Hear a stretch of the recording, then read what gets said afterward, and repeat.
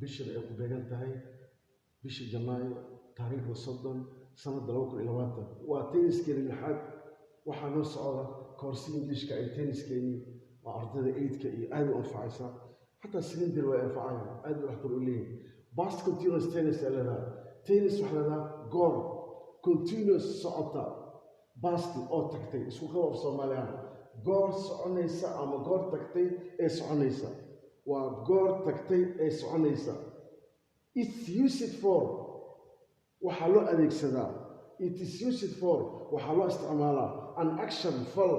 that was kaasoo going on mid socday in asoo ku jiray the past wax marar formationkeeda waa qaacidada loo sameeyo ama qaabka u samaysan tahay waa subject sameeye subject waxa la is the doer of an action plus oo lagu daray was-ta qaara was qaat I was, she was, it was, he was,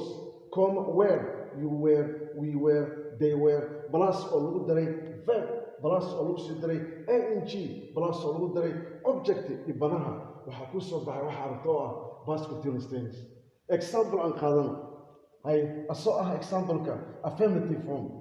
qaabka caadiga leh affirmative waa kelimad ama waa jumlo isu tagay oo question aan ahayn no negative no question ay waxa la affirmative form.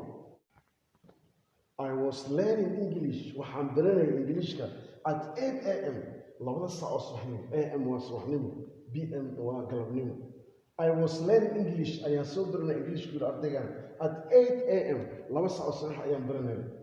He was writing waxa uu qoray isaga letter warqad ayuu qoray question form qaabka su'aasha waxay ahayd I was learning English at 8 am change into question form su'aal ka dhigbo was rumorso was I learning English ma baranay Englishka aniga at 8 am laba saac oo subaxnimo ayaan baranay Englishka question mark si jumlada markay ta affirmative waxa u dambayso full stop negative waxa u dambayso full stop laakiin markay ta question waxa u dambeeyo waa question mark ama su'aasha was I learning English ma baranay Englishka at 8 am laba saac oo subaxnimo ayaan baranay Englishka was he writing miyuu qoray asaga letter warqadda question mark was he writing ma qoray letter warqadda muu qoray question mark negative form idoo didmo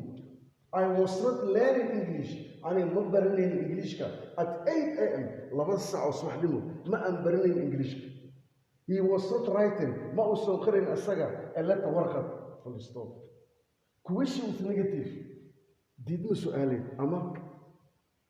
didmo oo su'aaleed ama waxa dhigata waa didmo su'aal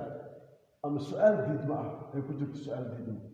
Wasn't I learning English miyaanan baranay Englishka at 8 am laba saac oo subaxnimo miyaanan baranay Englishka.